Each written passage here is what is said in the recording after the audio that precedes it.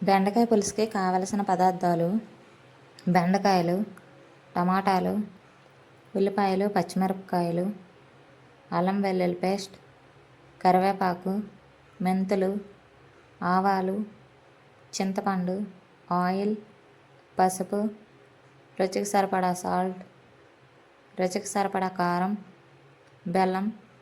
తయారు చేసే విధానం: పాన్లో ఆయిల్ వేసుకొని కట్ చేసుకున్న టమాటా, ఉల్లిపాయ, పచ్చిమిర్చి, కరివేపాకు, ఆవాలు, మెంతులు వేసుకొని ఫ్రై చేయాలి.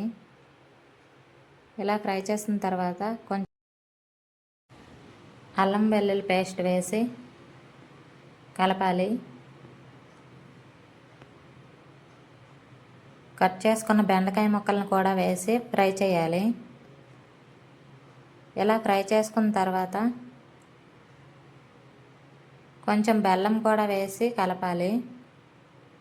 పులుపు ఎక్కువగా అనిపిస్తుంది కాబట్టి బెల్లం వేస్తే అంతగా అనిపించదు.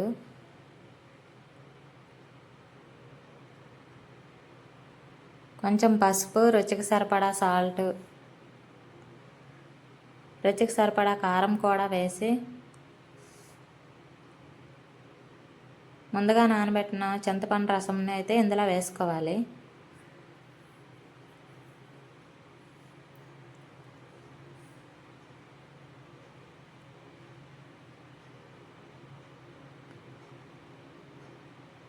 ఇలా చింతపండు రసం వేసిన తర్వాత కొంచెం వాటర్ను యాడ్ చేసుకోవాలి.